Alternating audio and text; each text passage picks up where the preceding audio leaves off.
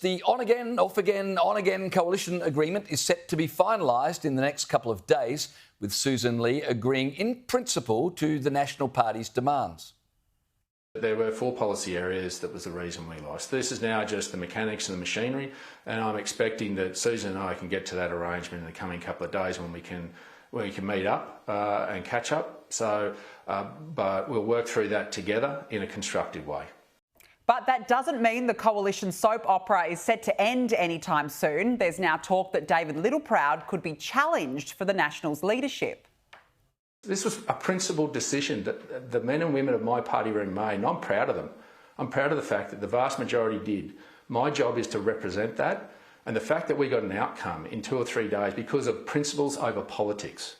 The men and women of my party room stood up because those policies are going to change the lives of the people we represent. And I'd rather go to that place standing for something, and if I have to lose my job for it, I don't care. But I did what my party room said. So there you go. And adding fuel to the fire, National Senator Matt Canavan has accused the Liberals of fanning leadership speculation. Quite the claim, since it was Canavan who just weeks ago challenged for the leadership himself. But almost all of this smoke is being pushed by upset Liberals who seem to be, some of these, not all of them, but some of the Liberals seem to be fighting the Nationals Party much harder than they fought the Labor Party just a few weeks ago. If only they showed the sort of fight they've taken up against the Nationals the last few days, against the Labor Party, maybe we would have done better at the election. Honestly, Days of Our Lives has plots easier to follow than what's happening with the coalition. Married at first sight. It's just been an absolute disaster. First you had the shocking campaign, right? And as if that wasn't bad enough for Conservative voters, now you've got an absolute rabble as they try to sort themselves out, which begs the question, were they ever fit to govern in the first place? If this is the behaviour 5 minutes after the election loss, I mean, what would they have been like in government? Adding to that, you've got floods in New South Wales with, I think it's 4 people deceased at this point. It is. Thousands of people affected. And so while the country should be focusing on that, and that's National Party heartland, instead you've got the coalition with this internal wrangle that should have played out behind closed doors. Now, maybe I'm naive in this, but I would have thought, you know, experienced politicians who are trying to negotiate these things, which, OK, they've got to work through these issues, but did they really need to play it out in the public square where day by day there's leaks, there's he said, she said, there's this ongoing... It just makes them look like an absolute rabble. And no wonder David Littleproud's leadership is now being questioned because of the way it's played out. And so we'll find out, is David Littleproud a principled leader who took a strong stand, or is he a leader who just lacks wisdom and finesse and has made a public shambles of something that should have happened quietly behind closed doors? Well, I actually think it makes both leaders look bad, to be honest. As you said, it's this public he said, she said, and the public sledging has actually been a disgrace. If you're going to do it, go do it in private. Have your breakup in private. You don't need to, you know, tell this reporter this, tell this reporter that. But I do think it raises a bigger question, as you said. I mean, the policies were so ad hoc during the last few weeks of the election campaign. Then there was a split, followed by the public sledging. I mean, voters just want to know what on earth they actually stand for, because the coalition let down voters on May 3rd, not just because of their lack of policy, but because of their lack of conviction, left Conservative voters really in the wilderness and for a long time to come.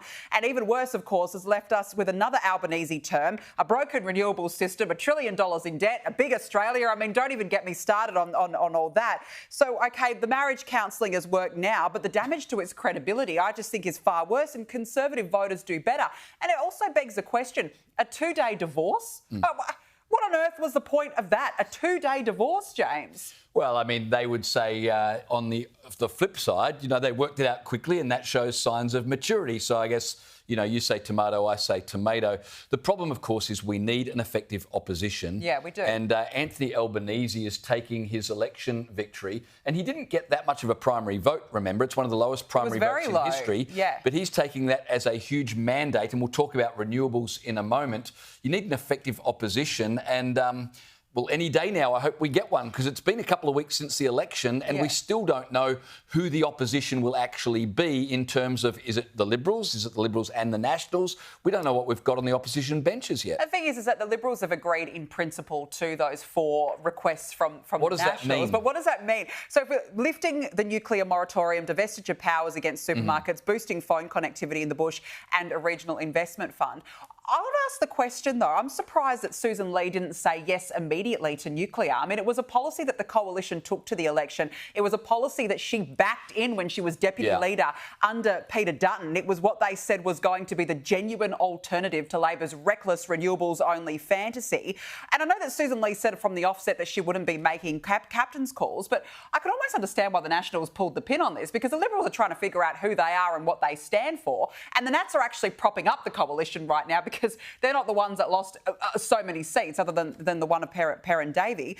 But, I mean, the other demands as well, like phone connectivity in the bush, I just thought it would be a no-brainer, to be honest. It's simple. I think on Sussan Ley, in fairness to her, there seemed to be a lot of criticism that Peter Dutton's office was uncontactable, that they made calls without consulting people. Andrew Hastie didn't have a defence policy to talk about until the last minute.